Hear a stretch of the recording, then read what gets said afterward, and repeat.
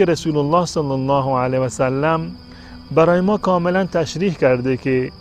در سحر چی چیزی بخوریم و در چه زمانی و در چه مقطعی از شب باید این سحری خورده بشود. رسول الله صلی الله علیه و سلم تعیین کردند و تشویق کردند تسحروا ولو بجرعه من الماء، سحری بخورید حتما. این تاکید و توصیه رسول الله صلی الله علیه و سلم هست، ولو این که شما اصلا اشتهایی را نداشته باشید، ولو بجرعه ماء، ولو این که یک جرعه آبی باشد که شما بنوشید، به خاطر این که بر سنت رسول الله عمل بکنید، به خاطر این که تفاوتی باشد در میان روزه شما و روزه اهل کتاب، به خاطر این که عمل کرده باشید بر دستور رسول الله صلی الله علیه وسلم، ولو این که یک لیوان آب یا یک جرعه آب هم که شده بخورید تا این که این فضیلت رو شما دریابید.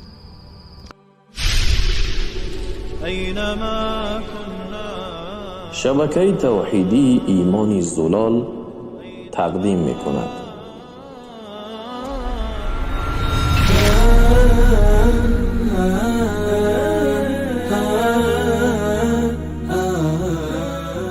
بسم الله الرحمن الرحیم و نصلی و نسلم علی صفوة خلقه محمد و علی آله و صحبه اجمعین.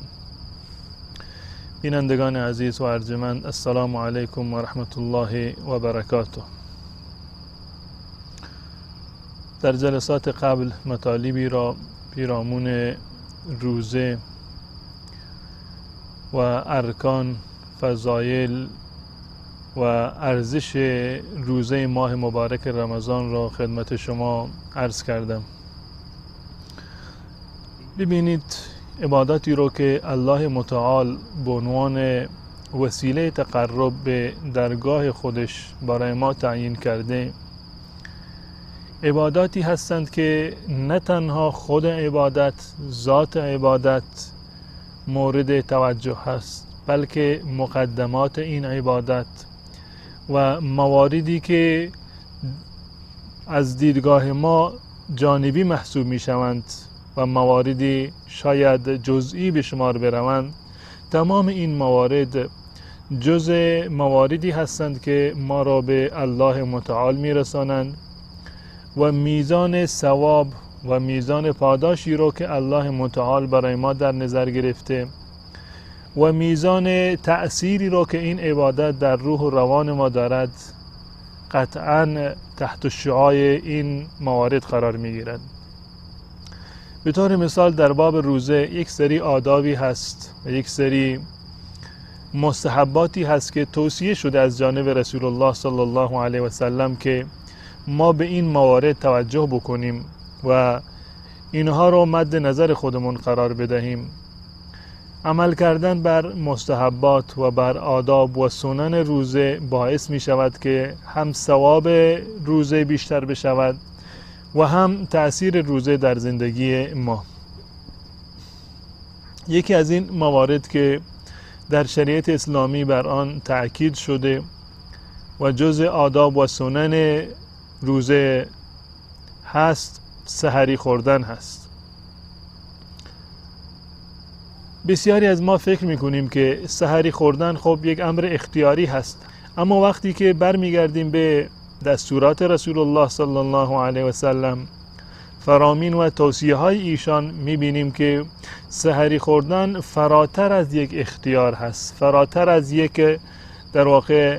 موردی هست که به اختیار ما گذاشته شده باشد، بلکه فراتر از این یک حکم شرعی هست و یک نوع عبادتی هست که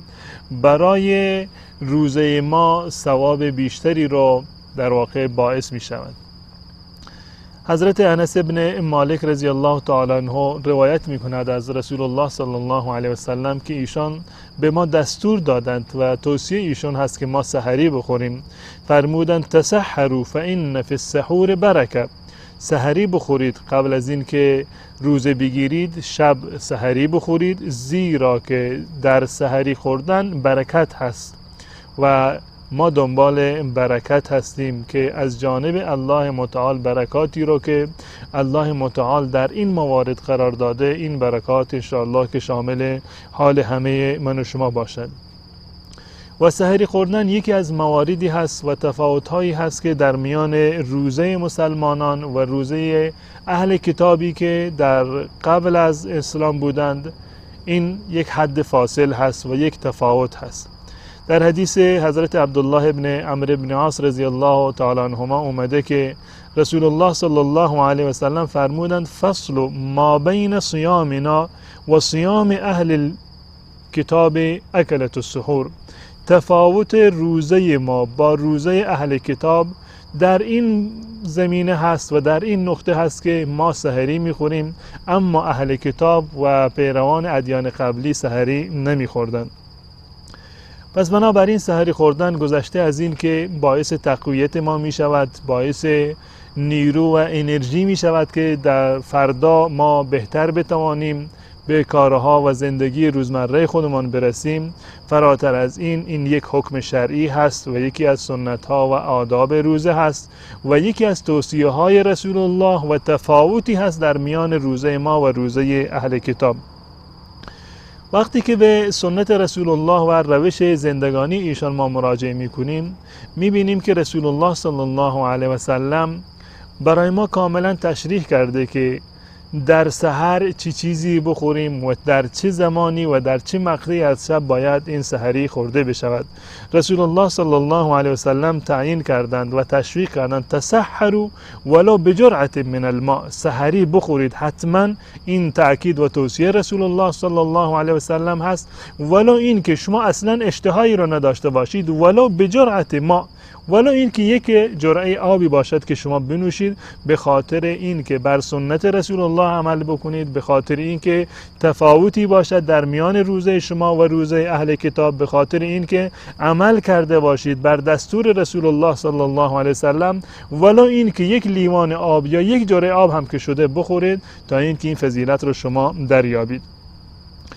و یکی از مواردی که رسول الله صلی الله علیه و سلم ترغیب کردند و تشویق نمودند ما را که در هنگام سحر از اون غذا استفاده بکنیم خرما هست. رسول الله صلی الله علیه و سلم فرمودند در حدیثی که حضرت ابو هریره رضی الله تعالی عنه روایت کرده و حدیث صحیح است در سنن ابو داود، رسول گرامی اسلام صلی الله علیه و سلم فرمودند که نعم سحور المؤمن التمر، بهترین چیزی که مسلمان در هنگام سحر میخورد و با آن سحری میکند خرما هست. این خرما هم در افطار تأکید شده و هم در سحری. و یکی دیگر از نکاتی که در باب سحری خوردن باید به آن توجه بشود وقت و زمان سحری خوردن هست که متاسفانه بسیاری از ما مسلمانان امروزه توجهی نداریم به این توصیه رسول الله صلی الله علیه و سلم. و اون چیزی که رسول الله به ما دستور دادند این هست که سحری رو باید تأخیر بکنیم، یعنی تا جایی که امکان دارد در آخر شب قبل از طلوع فجر و طلوع بامداد سحری بخوریم، برعکس